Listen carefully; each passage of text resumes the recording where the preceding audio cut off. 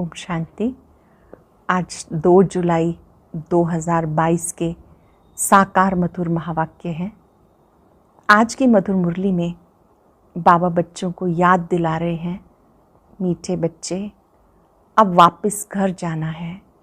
मैं तुम बच्चों को घर वापस ले जाने आया हूँ, इसलिए तुम्हें एक चिंता ज़रूर रहनी चाहिए, कैसे सबको बाबा का परिचय मिले। सभी आत्माओं का प्रीतम एक बाबा है। सब आत्माएं दुखी होकर के उसे बुलाती हैं। बार बार शिव बाबा को याद करेंगे तो माया के प्रभाव से बच जाएंगे।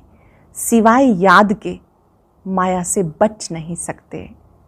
बाबा ने कहा, ये तुम माता पिता के सामने बैठे हो, ये ईश्वर का दर है, ईश्वर का घर है, ईश्वरीय दरबार है और तुम सब ज्ञान सब्ज परियां हो। पंख वाली परियां नहीं, आपको ज्ञान की परी कहा जाता है। कहते हैं मानसरोवर में डुबकी लगाने से परी बन जाते हैं। इस समय तुम बच्चे इस ईश्वरीय ज्ञान से परी बन जाते हो। तुम बच्चों को एक बाप की याद में रहना है। याद में रहेंगे तो पापों का बोझा उतरता जाएगा। बाबा कहते मीठे बच्चे, माँ में कम याद करो तो आत्मा पर जो भी बोझा है सब उतरता जाएगा। बहुत गहरी बात बाबा ने याद दिलाई कि जब आप किसी से मिलते हो तो आपस में ज्ञान की लेन देन करो, ज्ञान के पॉइंट्स ही रिपीट करो। जब आप ज्ञान के पॉइंट्स रिपीट करेंगे तो ज्ञान से धारणा अच्छी होती जाएगी। जिनकी धारणा अच्छी है, जब वो दूसरों को समझाते हैं तो उसका प्रभाव पड़ता है। पुराना बैगेज ट्रांसफ़र कर देना है। जो कि घर जाने वाले बच्चे हैं, उन्हें स्मृति रहती है कि जो कुछ भी यहाँ हमने लिया है, यहाँ से हमें ममत्व मिटा देना है। सुनते हैं बाबा के मधुर बोल। बाबा के शब्दों में बाबा कहते मीठे बच्चे, माया के प्रभाव से बचने के लिए तुम घड़ी घड़ी सच्चे प्रीतम को याद करो। प्रीतम आया है तुम सब प्रीतमाओं को अपने साथ वापस घर ले जाने। माया के प्रभाव से बचने के लिए तुम घड़ी घड़ी सच्चे प्रीतम को याद करो। प्रीतम आया है तुम सब प्रीतमाओं को अपने साथ वापस घर ले जाने। क्वेश्चन है, कौन सा राज जानने के कारण तुम बच्चे शांति व सुख मांगते नहीं? ऐसा कौन सा राज आप जानते हो जिसके कारण तुम बच्चे शांति व सुख मांगते नहीं? तुम ड्रामा के राज को जानते हो। तुम्हें पता है ये नाटक पूरा होगा, हम पहले शांति में जाएंगे फिर सुख में आएंगे। इसलिए तुम शांति व सुख मांगते नहीं, अपने शांत स्वरूप में स्थित रहते हो। मनुष्य अपने स्वधर्म को नहीं जानते, ड्रामा के राज को भी नहीं जानते। इसलिए कहते मेरे मन को शांति दो। अब शांति तो आत्मा को चाहिए, शांति आत्मा को चाहिए। गीता प्रीतम आन मिलो। ओम शांति। जैसे शास्त्रों में कोई कोई बात समझ में आती है, उसमें गीता में कोई कोई बात ठीक है, राइट है, वैसे गीतों में भी है। अब प्रीतम अक्षर तो ठीक कहा, परंतु जियरा बुलाए, जियरा शरीर तो बुलाता नहीं, जीव में रहने वाली आत्मा बुलाती है, क्योंकि आत्मा बहुत दुखी है। पतित आत्मा कहा जाता। आत्मा में खाद पड़ती है। आत्मा ही सतो प्रधान, आत्मा ही तमो प्रधान बनती है। सच्चा सोना ही झूठा बनता है। ऐसे कभी नहीं समझना कि आत्मा निर्लेप है। मनुष्य समझते हैं आत्मा ही परमात्मा है, इसलिए निर्लेप कह देते हैं। बहुत मूंझे हुए हैं। ये किसकी मत है? ये रावण की मत है। ईश्वर अर्थ जो कुछ करते हैं, भक्ति आदि सब ईश्वर से मिलने अर्थ करते हैं। सबकी चाहना रहती है ईश्वर से कैसे मिले। इसके लिए यज्ञ तप दान पुण्य करते, फिर भी ईश्वर तो मिलता नहीं। अगर ईश्वर मिलता तो तीर्थों पर नहीं जाते। समझो किसको मूर्ति का साक्षात्कार हो जाता है, परंतु वह भी ईश्वर तो नहीं मिला ना। ईश्वर को सब पुकारते हैं, हे पतित पावन, हे प्रीतम आओ, क्योंकि आत्मा को दुख होता है, शरीर को चोट लगती है तो आत्मा को दुख फील होता है। आत्मा शरीर से निकल जाती है, फिर शरीर को कुछ भी करो, आत्मा को कुछ लगता होगा क्या? आत्मा और शरीर कंबाइंड है तो आत्मा को फील होता है। तुम बच्चे जानते हो सत्युग में कोई दुख नहीं होता, क्योंकि वहाँ तो माया का राज्य ही नहीं होता। तुम पुरुषार्थ करते हो स्वर्ग में चलने का, जहाँ माया नहीं। स्वर्ग में चलने का पुरुषार्थ करते हो जहाँ माया नहीं। ये माया का राज्य पूरा होने वाला है। मनुष्य बेचारे कुछ नहीं जानते, कहते मन को शांति नहीं। ये नहीं कहते कि आत्मा को शांति नहीं, मन के लिए कह देते आत्मा में ही मन बुद्धि है। आत्मा कहती हमें शांति चाहिए। ऐसे नहीं कि मन को शांति चाहिए, आत्मा शांति चाहती है। ये भी समझते हम आत्मा परम धाम से आती हैं। इस शरीर में आत्मा को ऑर्गन्स मिलते। आत्मा कहती प्रीतम आन मिलो, जियरा दुखी है।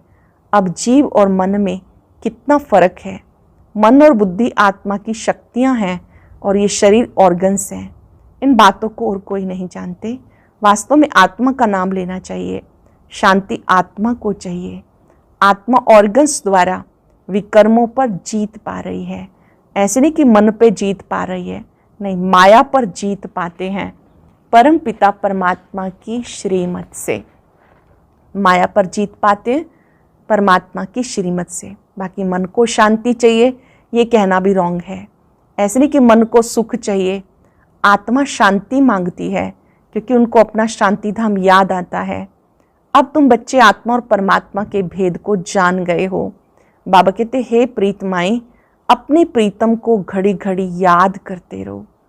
प्रीतम भी जानते हैं इन पर माया का बहुत वार है। घड़ी घड़ी माया भुलाकर देह अभिमान में ले आती है। आत्मा को पहचान मिलती है, हम शांत स्वरूप हैं। आत्मा का स्वधर्म है शांति। स्वधर्म को भूल आत्मा दुखी होकर पुकारती है, हमें शांति चाहिए, मुक्ति चाहिए। शांति के बाद फिर सुख है। सन्यासी तो ड्रामा के राज को जानते नहीं, शांति देश को भी नहीं जानते हैं। ड्रामा के राज को भी नहीं जानते, शांति देश को भी नहीं जानते। तुम्हें पक्का पक्का निश्चय है हम आत्मा परम धाम की रहने वाली हैं। रोज़ पक्का करेंगे मैं आत्मा परम धाम की रहने वाली हूँ। हमने 84 का पार्ट बचाया, अब पार्ट पूरा हुआ। आत्मा कहती प्रीतम हमको मिला है। भक्ति मार्ग में सब प्रीतम को याद करते हैं। सच्चा प्रीतम एक है, एक का ही नाम लेते हैं। तुम सब समझते हो हमें प्रीतम मिला हुआ है। अब इस साधारण तन में बैठकर इनका नाम ब्रह्मा है। तुम ब्रह्मा कुमार कुमारियाँ हो। सभी को समझाओ। ब्रह्मा कुमार कुमारियों के आगे प्रजापिताक्षर न आने से ये मूंझ हो जाती है। प्रजापिताक्षर न होने से मनुष्य समझ नहीं सकते। प्रजापिता को सब जानते हैं, ब्रह्मा को फिर सूक्ष्म वतनवासी समझ लेते हैं। तुम प्रजापिता ब्रह्मा कहेंगे तो समझेंगे प्रजापिता ब्रह्मा कुमार कुमारियाँ बरोबर हैं। इसलिए पूछा जाता प्रजापिता से क्या संबंध है। पिता अक्षर पहले है ही। शिव को परम पिता परमात्मा कहते हैं।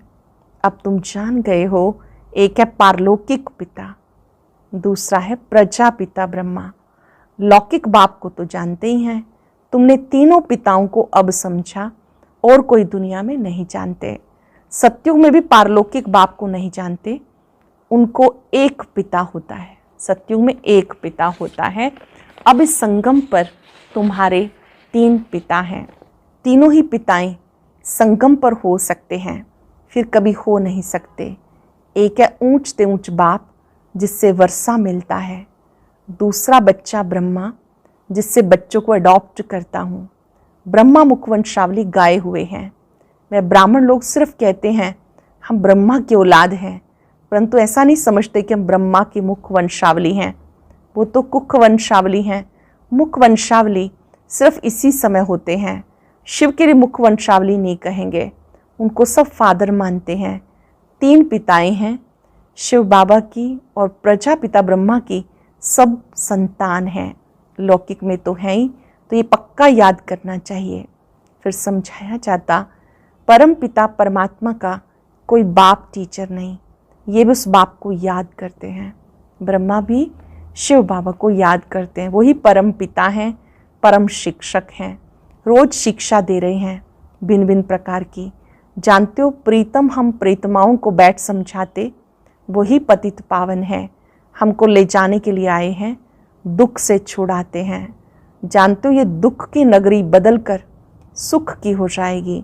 रावण राज्य खत्म होना है, आखिरी मौत आएगा जरूर। रावण का बुत भी यहाँ बनाते हैं। राम राज्य रावण राज्य। बाप आकर समझाते, इस रावण ने तुम भारतवासियों का राज्य छीना। हार जीत तुम भारतवासियों की होती है। रावण के आने से तुम वाम मार्ग में चले जाते हो। रावण के आ जाने से, 5 विकारों के आने से वाम मार्ग में चले जाते हो। रजो तमो होते होते तमो प्रधान हो जाते हो। रावण को तुम जलाते हो, बरोबर रावण राज्य है। बाकी सीता आदि को चुराने की कोई बात नहीं, ये तो राज्य ही रावण का है। सब मनुष्य मात्र रावण के राज्य में है। रावण राज्य में दुख है, राम राज्य में सुख है। राम भगवान को कहा जाता, तुम्हारी बुद्धि वहाँ चली जाती, और कोई की बुद्धि में बातें हैं नहीं। बाबा आकर पारस बुद्धि बनाते हैं, बरोबर नाम रखा जाता पारसनाथ। वहाँ भी विष्णु के 2 रूप हैं। कितनी गुंजाइश है समझने की। बाबा बैठ डिटेल में समझाते, तुम गीता का एक अक्षर सुनने से जाग जाएंगे। गीता का अक्षर सुनने से जाग जाते हैं मन मना भव। ये जो अच्छे अच्छे गीत हैं ये भी जगाते हैं। तुम अब यात्रा पर हो, जानते हो रूहानी यात्रा हम करते हैं, बरोबर हम सब आत्माओं का पंडा एक है। अब तुम्हें दुख से लिबरेट कर ले जाते हैं। सबका गाइड वो एक है, सबको वापस मुक्ति धाम में ले जाने के लिए खुद आते हैं। जबकि इनको सबकी सदगति करने आना है तो जरूर किसी रूप में आएंगे ना। घर बैठे इनको आना है। बरोबर शिवरात्रि गाई जाती। कोई से पूछो शिव तो निराकार है, फिर उनकी रात्रि कैसे होती है? शिव तो निराकार है, रात्रि कैसे होती? जिसका नाम और रूप नहीं, फिर उसकी रात्रि कैसे होती? लिंग भी दिखाते हैं, उनका नाम भी है, रूप भी है, देश भी है, समय भी है। उनकी महिमा गाते हैं, सुख का सागर। जरूर सुख देंगे ना। अभी सब पतित हैं, जो गुणवान हैं उनके आगे जाके महिमा गाते, हमारे में कोई गुण नहीं, हम काले हैं, ये काली दुनिया है। काले बैंगन में कोई गुण नहीं, काले अर्थात सांवरे पतित आत्माओं में कोई गुण नहीं। गुण तो जो गोरे हैं उन्हीं में होंगे, अर्थात जो पावन हैं उन्हीं के अंदर दिव्य गुण होते हैं। तुम एक बाप से सुनते हो और कोई बात सुनते नहीं हो। एक दो को यही ज्ञान के पॉइंट सुनाओ और रिपीट कराओ। यहाँ जो सुख तुम्हें मिलता है, यहाँ जो धारणा होती है, ये बहुत अच्छी है। हॉस्टल में थोड़े दिन के लिए आते हो, कोई 4 दिन, कोई 6-8 दिन के लिए आते हैं। तुम बाप से बैठकर सुनते हो, ये निश्चय हो जाए हम माता पिता के साथ घर में बैठे हुए हैं। ये ईश्वरीय घर है। दर कहो घर कहो, बात एक ही है। दर में आया तो घर में भी आया, दर से अंदर घर में आया, तो यहाँ ईश्वरीय घर है, भाई बहन है, इसलिए इसको इंद्रप्रस्थ भी कहते हैं। ये ज्ञान सब्ज परियां हैं, नंबरवार नाम रख दिया। यह है शिव बाबा की दरबार। यहाँ से तुम बाहर जाते हो, तुम्हारी अवस्था में रात दिन का फर्क पड़ जाता है। सर्विस पर जाने वालों की बुद्धि में रहता है हम सर्विस करें। ड्रामा चक्र को भी समझाना बहुत सहज है। हम सब तैयारी कर रहे हैं, बाबा हमें लेने के लिए आए हैं। बैगेज तैयार करना है। बाप को पुराना कखपन देते हैं, बाबा बदले में सब सोना देते हैं। ज्ञान मानसरोवर में तुम टुबकी लगाते हो। यह पढ़ाई की बात जिससे तुम स्वर्ग की परी बन जाते हो। बाकी परी कोई और चीज़ नहीं, पंख आदि नहीं। वहाँ के महल जेवर आदि कितने अच्छे होंगे। अभी माया ने पंख तोड़ डाले हैं, उड़ नहीं सकते। ये समझने की बातें हैं। समझाया जाता आत्मा जैसे रॉकेट है। रॉकेट ऊपर में जाते हैं, समझते हैं खुदा के नज़दीक जाते हैं। अब खुदा कोई वहाँ बैठा है क्या? ये सारी पलटन आत्माओं की जाती है। बुद्धि में आना चाहिए, बाबा हमारा पंडा है, ढेर की ढेर आत्माओं को ले जाते हैं। बाबा कहते मेरा काम ही ये है, मैं सहज राजयोग और ज्ञान सिखाता हूँ, मैं नॉलेजफुल हूँ, मैं आता तो हूँ ना, इनमें बैठ तुम्हें अपना परिचय देता हूँ। जैसे तुम्हारी आत्मा में 84 का पार्ट है, मेरे में भी पार्ट है। समझेंगे बाबा में कौन सा पार्ट है? मेरे में भी पार्ट है जो मैं रिपीट करता हूँ। तुम्हारा पार्ट जास्ती है, मैं तो आधा कल्प के लिए वानप्रस्थ में बैठ जाता हूँ। तुम्हारा ऑलराउंड पार्ट है।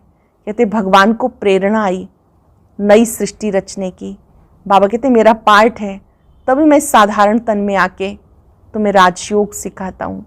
मैं गर्भ में आऊँगा नहीं, ज़रूर मनुष्य तन में आके राजयोग सिखाऊंगा, या फिर कचमच में आऊँगा।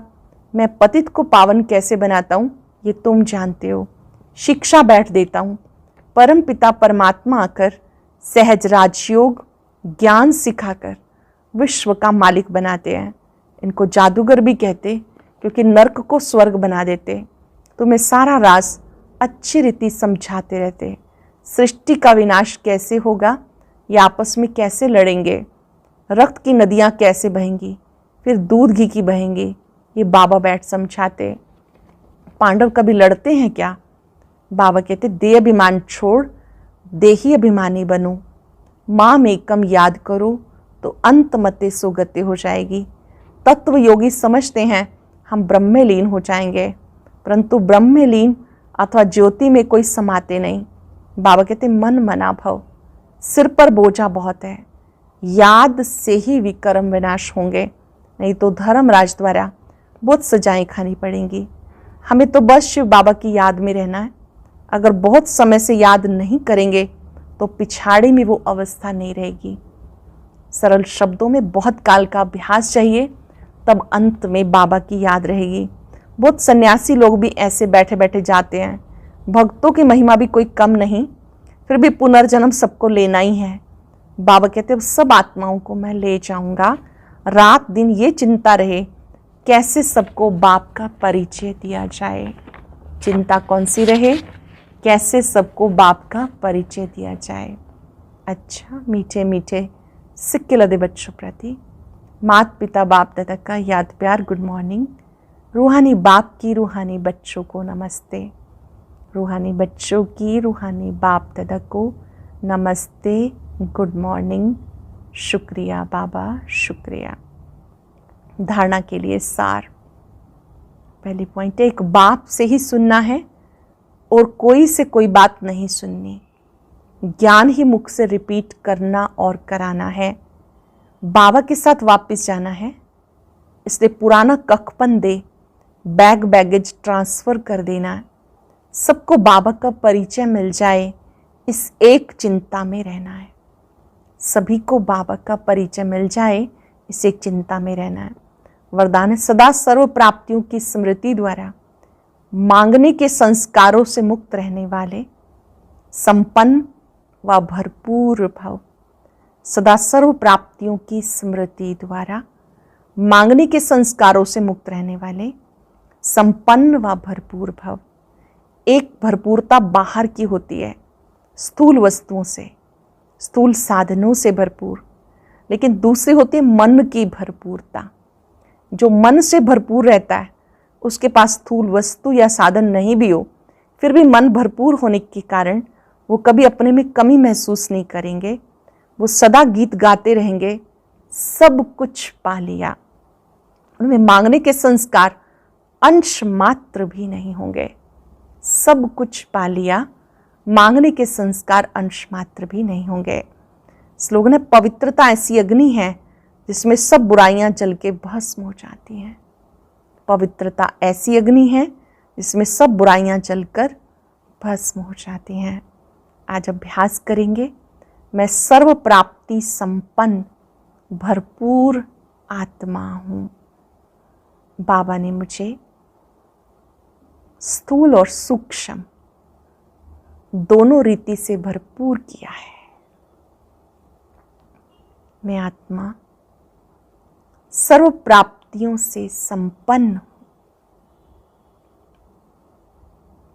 मैंने बाबा से सब कुछ पा लिया। बाबा को पाया, सब कुछ पाया। परमात्म शक्तियों को निरंतर अपने ऊपर आता अनुभव करें। सब कुछ पा लिया।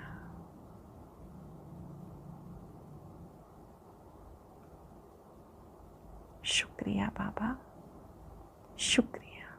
और अब सुनते हैं आज का अव्यक्त ज्ञान मोती। ये एक बहुत संस्कारितापूर्ण वीडियो है, जरूर देखें, कोई भी मिस ना करे।